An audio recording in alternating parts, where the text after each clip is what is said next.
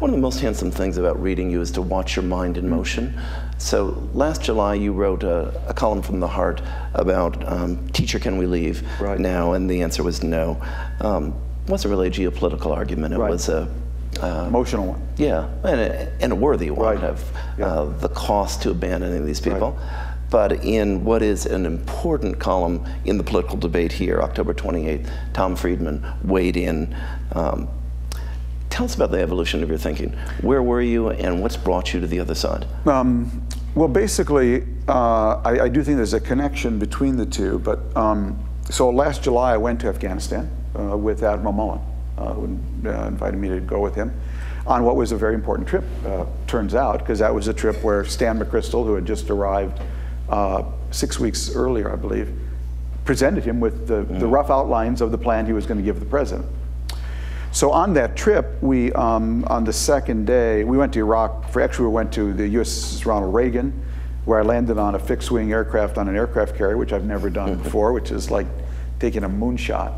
Has anyone ever done that? And here, oh, well, you know, it's very exciting because when you land, you know, because you hit the deck and then you're caught by a wire, the G-forces that slam you back are enormous, as when you take off and you're catapulted, and there are no windows in the plane. And so you actually don't know when you're going to hit. I was actually sitting next to Mullen, and there's a guy basically standing up in the back of the plane who simply says, "Get ready!" And then, bam, you hit the deck. Anyways, we were there, then we went to northern Iraq, we went to Kirkuk and got sanded in by a sandstorm. So stayed overnight there instead of going to Baghdad, and then we went to Kabul and Kandahar. And on the second day we were in Kabul, Admiral Mullen's wife had made him read Greg Mortenson's 3 Cups of Tea. And he was so taken with it, he contacted Greg and said, could I come visit one of your schools? And he said, as it happens, in the window you're going to be there, we just completed a new school in the Panjshir Valley in Pushkar, and he invited him to come up. So we actually went by Chinook up into the Hindu Kush, amazing ride, you know, through the mountains, to land on this moonscape.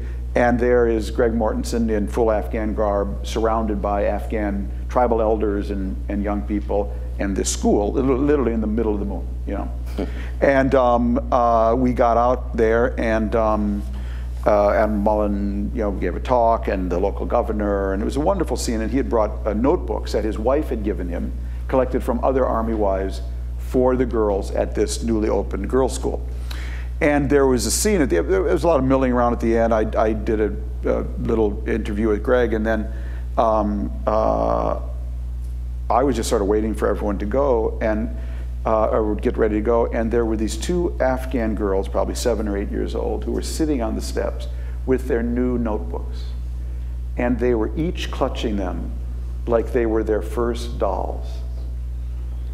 And it was really one of the most powerful scenes I've ever seen. It was very simple, just sitting on the steps, but they had them like this. You couldn't have gotten those notebooks away from those girls. And so I wrote that column, which actually, if you read the whole column, is I really hate this story. I don't think we should be, I'm really dubious, but we can't just pick up and leave. And then what I wrote on October 28th was simply, not that we should pick up and leave, but in the choice between going in big or going in small or remaining small print, I vote for small and humble, because I think this is an environment that I do not fully understand. I think it's an environment full of people with multiple agendas.